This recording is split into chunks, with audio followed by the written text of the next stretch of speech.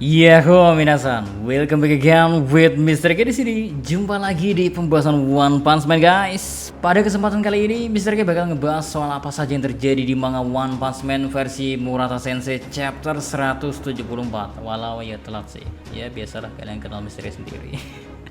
So, daripada bahasa basi gak jelas, kita langsung aja menuju ke pembahasannya, oke? Let's go! Fubuki Muhammad Chapter 174 One Punch Man berjudul Beauty. Well, seolah mendukung dari judulnya, sosok yang mengisi cover pack pada chapter kali ini adalah Fubuki dengan style yang amat sangat fashionable dan menggoda lah pokoknya. Oke, kita masuk ke cerita guys. Kisah kali ini dibuka dengan Fubuki beserta seluruh anggota grup Blizzard miliknya tengah beriringan menuju satu tujuan. Adapun tujuan tersebut belum diketahui mau kemana. Yang pasti berkumpulnya seluruh anggota Blizzard ini ya merupakan perintah dari sang ketua itu sendiri, yakni Fubuki. Ketika ditanya apa alasan Fubuki memerintahkan demikian ya, Fubuki tak menjawab secara detail. Ia hanya menyampaikan bahwasanya ingin bertemu dengan seseorang serta adanya kemungkinan situasi bisa berubah menjadi gawat. Untuk saat ini mungkin kita coba bisa menebak tujuan Fubuki, mungkin tempatnya si botak lah. Mengingat Fubuki emang udah ngebet banget ngajak Saitama jadi bagian anggota organisasi yang ia punyai, Amaimax dan Saitama. And kita bergeser sedikit ke kota R. Setelah disajikan si cantik Fubuki guys, fokus kita kali ini teralihkan dengan si tampan Amaimax di tempat agensi besar bernama Handsome Castle. Salah satu dari orang agensi yang ternyata seorang direktur tengah berbincang dengan Amaimax. Meski dalam perbincangan ini ya lebih ke obrolan satu arah, soalnya seperti biasa ya, Amaimax mengabaikan lawan bicaranya. Ia hanya terpaku pada layar telepon yang ia genggam. Untuk pembahasan yang dibicarakan oleh direktur agensi tersebut ya, yakni perihal para talenta baru, di mana mereka gak cuma menjadi idol ya, melainkan juga disiapkan untuk menjadi seorang pahlawan. Simpelnya, talenta baru ini dibuat ingin populer seperti Amaimax, yang memang terkenal bukan cuma sebagai artis tetapi juga sebagai pahlawan. Terlebih, para talenta baru ini disebutkan sangat berpotensial, mengingat 2 dari 7 talenta telah memperoleh sertifikasi pahlawan kelas C dan merintis ketenaran dengan nama Bubbly Boys. Namanya jengkelin ya. Si direktur bermaksud agar Amaimax mau memberikan nasihatnya, mengingat kalau masalah ketenaran ya, Amaimax udah lebih paham seluk-beluknya, termasuk soal bertahan di kerasnya dunia entertainment. Tapi karena kesal omongan panjang kali lebarnya diabaikan ya, direktur memperingatkan talenta ini bisa aja merebut ketenaran Amaimax. Diancam demikian, Amaimax sama sekali gak tertarik, malah menyebut semisal semua orang tersebut ya tak memiliki daya tarik, serta mereka semua itu palsu. Kemudian kita juga dikasih soal apa sih yang dilihat Amaimax sejak tadi di ponselnya, dan ternyata Amaimax tengah melihat rekaman di mana si botak yang beberapa waktu lalu ya menghancurkan sistem keamanan Metal Knight. Tepatnya rekaman CCTV gedung 9 di 2 hari yang lalu. Dari sini emang udah kelihatan bahwasanya Amaimax udah mempunyai ketertarikan kepada Saitama. Tapi bukan ketertarikan yang gimana-gimana ya. Semisal kita ingat kembali celetukan Amaimax di chapter 173 kemarin ya, sambil melihat database Saitama, ia sempat menyinggung soal pahlawan ideal. Besar kemungkinan ya pahlawan ideal yang dimaksud itu adalah si botak. Karena terlihat jelas pada rekaman yang tengah disaksikan Amaimax, Saitama sangat tangguh di situ, gertakan para talenta muda. Setelah ditegaskan sekian kalinya oleh direktur, akhirnya Amaimax angkat bicara. Namun tak sesuai harapan, ia malah meminta direktur untuk menghentikan pembicaraan hal itu kepadanya. Dan nasihat yang ingin ia sampaikan cuma sekedar jangan bicara kepadanya. Amaimax juga menegaskan karena senantiasa menjadikan Amaimax sebagai contoh, membuat para pemalsu ini terus-terusan muncul. Untuk selanjutnya, Amaimax meminta direktur agar berhenti mengorbitkan talenta-talenta palsu. Mungkin agak membingungkan ya, tapi kita bisa memahami maksud perkataan palsu di sini adalah mereka menjadi pahlawan bukan fokus pada tugasnya, melainkan cuma sebagai batu loncatan untuk menjadi semakin populer. Karena omongan direktur diabaikan ya, membuat para Bubbly Boys ikut meramaikan suasana. Ada Cherion, salah satu dari personel Bubbly Boys, mulai menantang Amaimax.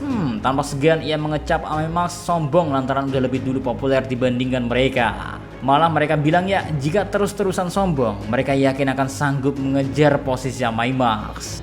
Tak cukup sampai di sono, Chirion juga semakin memprovokasi si Amai Max. Ia mengatakan semisal masalah menyanyi, tampang, menari sampai kemampuan fisik pun, mereka sebanding dengan Amai Max.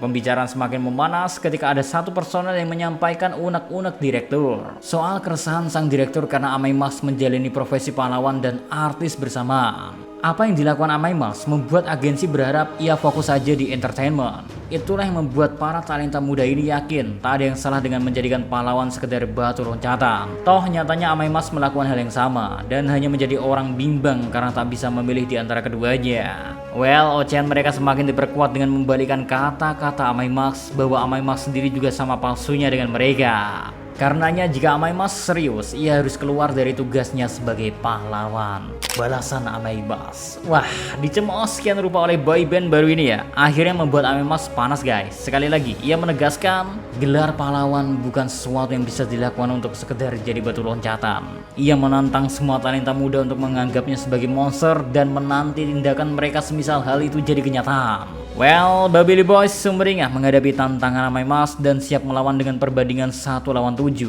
Wah, Amai Max tertawa kecil melihat tingkah laku mereka semua. Dan personel Babili Boys bernama Fantas menyampaikan tak ada sama sekali ketakutan di antara mereka semua untuk bertarung. Sampai kemudian Amai Max menunjukkan aura kemarahannya. Sontak, aura yang dimunculkan Amai Max membuat semua personel boyband merasa bergidik ngeri. Di sini memang Amai Max menunjukkan perbedaan kekuatan yang signifikan karena mau bagaimanapun ia belum bisa dibandingkan oleh mereka guys. Terlebih Amai Max menegaskan reaksi tersebut muncul karena insting mereka menyadari ada jarak kekuatan yang sangat jauh secara biologis. Terakhir Amai Max memberitahu semisal tak ada satupun dari mereka yang punya kecantikan alias pesona pahlawan yang cantik layaknya Saitama.